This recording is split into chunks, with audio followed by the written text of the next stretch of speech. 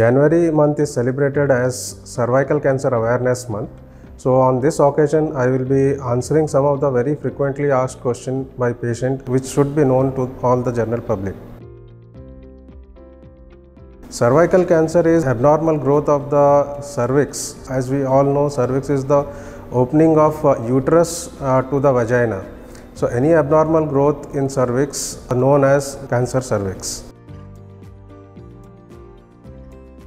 Cervical cancer is one of the cancer which is preventable and which is caused by a virus, and if diagnosed early has a very fruitful result. All general public should know about the cervical cancer, its diagnosis, how to prevent, how to be at less risk.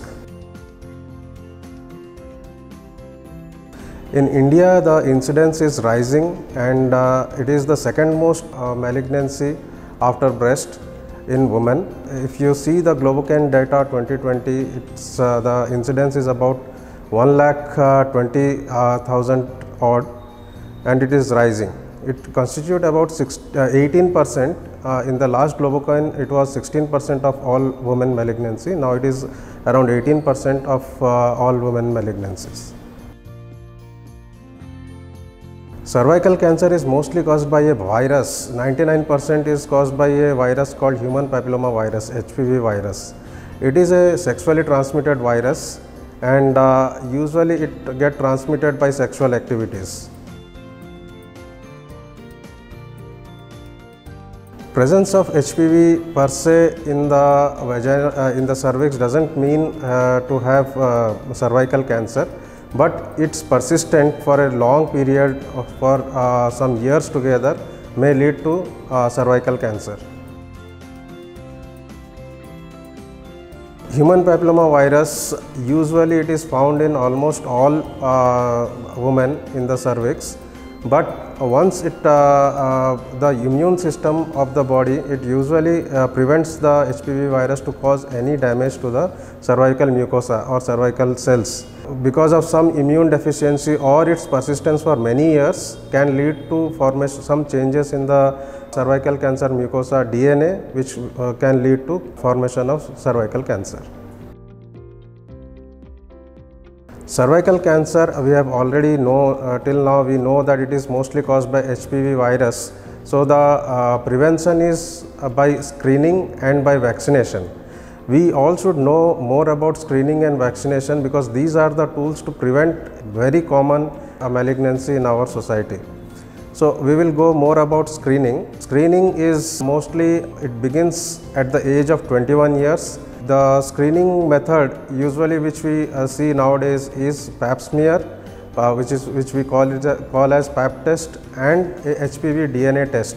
If we are going for Pap smear, the Pap smear should be done from between the age of 21 to 29. Every 3 yearly once Pap smear should be done. After the age of 29, that is from 30 to 65 years of age, the Pap smear, if we are going for, it should be every 3 years, or we can go for HPV DNA testing, which should be done every 5 years, or we can do a combined test of Pap smear and HPV every 5 years. After 65 years of age, and if patient is asymptomatic, any screening test is not recommended. The women who have multiple sexual partners, because transmission of HPV is very high in this set of women. Those women who have early sexual activity or early menarche, those women who smoke, they also are at very high risk of having changes in the cervix because of HPV infection. Those women who have some immune deficiencies like HIV, they are also at very high risk. Women with other sexual transmitted diseases are also at very high risk of cervical cancer. In early 50s, one contraceptive called diethylstilbestrol was used. That also was one of the reasons for cervical cancer in the offspring of mother who are taking these pills. Early cervical cancers usually doesn't cause any symptoms. Only when it is mild, when it is having some advanced diseases, it causes some symptoms. Symptoms are like bleeding during intercourse, or abnormal bleeding other than periods, pain during intercourse, pelvic pain, any discharge, either watery or bloody discharge which is abnormal from the vagina, which can be either foul smelling or very heavy. These are the common symptoms of cervical cancer malignancies. So diagnosis of cervical cancer is mostly clinical diagnosis. It is done by a physician. When a patient comes with all these symptoms, and initially a pap smear is done with a pelvic examination. So the pelvic examination means the doctor does the examination in a particular position, that is called lithotomy position for the woman, and he inserts the finger into the vagina and check the cervix properly, and sometimes anesthesia is also required for proper examination. So once finger test, that is called manual test, doctor confirms that patient is having any growth in the cervix and its extent. Usually doctor take a biopsy. They confirm the presence of malignancy in the cervix. So this malignancy can be either squamous cell, which is the most common malignancy of cervical cancer, or very rarely adenocarcinoma. Once a patient is diagnosed with cervical malignancy, treatment depends upon the stage of the disease. So for staging, we usually depend upon the clinical stage, that is clinical examination of the patient. Then sometimes we ask the patient for imaging to see the exact spread of the disease, whether pelvic lymph nodes are involved or not, or disease has spread from pelvis to other organs or not. For that, sometimes we ask for a chest X-ray, ultrasound abdomen.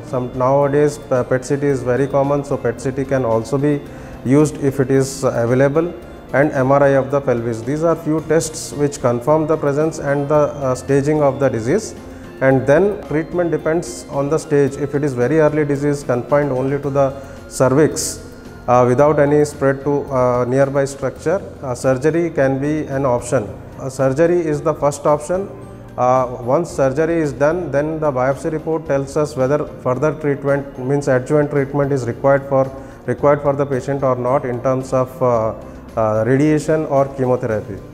So if disease is advanced, then that means disease has spread from cervix to other areas like the surrounding broad ligament, surrounding parametrium. Then the treatment differs. Surgery, instead of surgery, because it's advanced disease, surgery is not possible. We have to go for direct radiation along with chemotherapy. In general, if you summarize, for stage 1 disease, it is surgery. For stage 2 onwards, radiation and weekly chemotherapy is the treatment choice. Early stage of the disease is the outcome with the treatment is very promising. The survival rate with stage 1 is almost like 90%. If it is stage 2, survival is almost 70%. If it becomes stage 3, survival comes to around 35 to 50%, but these numbers are quite less as compared to our clinical practice, which we see in our day-to-day practice, because of newer techniques and better treatment modalities. The survival rate and the toxicity survival rate is going up and toxicity is coming down. We are seeing patients coming for decades together for checkup, for follow-up. So the results are quite encouraging if we are seeing the patient at an early stage. Thank you.